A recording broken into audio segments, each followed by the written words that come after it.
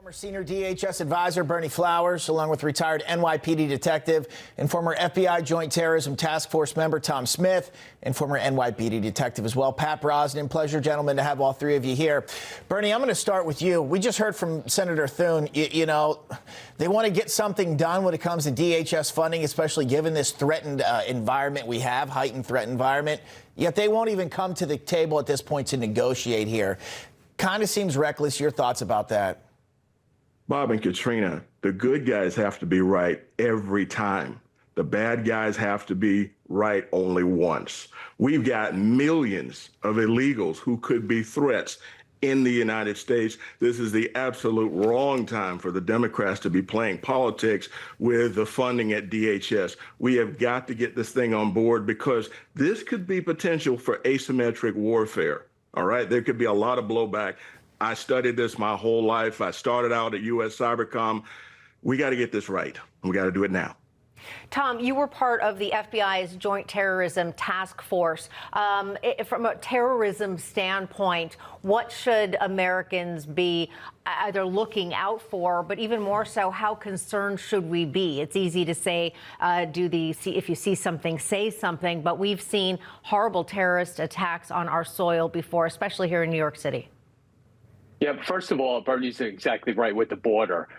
When terrorism reaches our borders and they get into this country, the biggest obstacle they have is getting into the country. So once we open the borders like we did for many years, it's easy. We have many people here that we don't know where they are or what they're doing. And the Joint Terrorism Task Force is going to be all over that looking for them.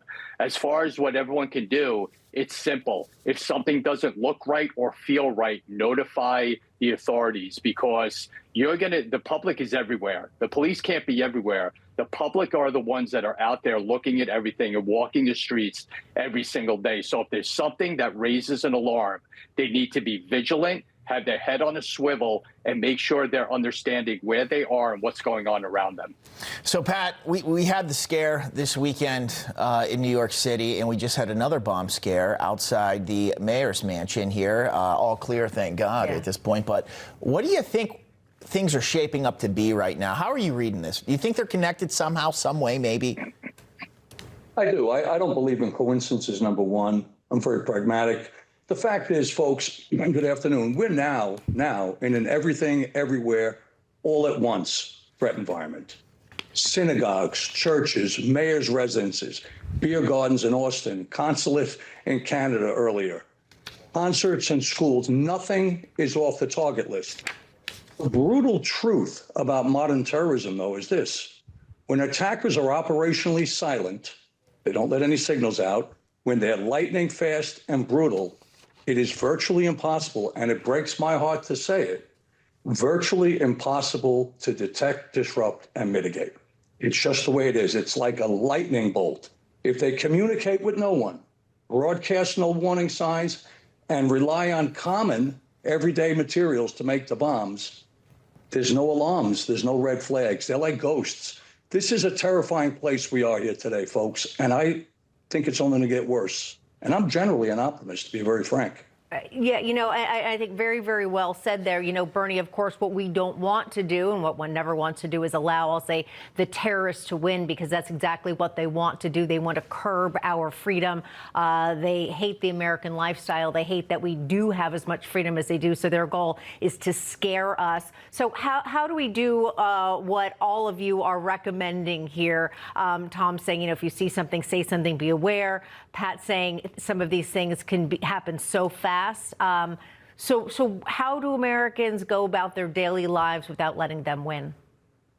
If you see something odd, chances are something's wrong. If you see something unusual in your daily pattern, you see a vehicle that's not quite where it's supposed to be, or you see somebody driving strangely, or you see strangers around, I don't want you to be scared. There's no reason. But the issue of the day is we've got to get our DHS defenders in place at 100%. That would go a long way to making us safe. Yeah, sorry, real quick, Bernie, you know, that is very important. Obviously, Democrats just simply dragging their feet on this. How big, how significant is that particular issue based on what's going on right now?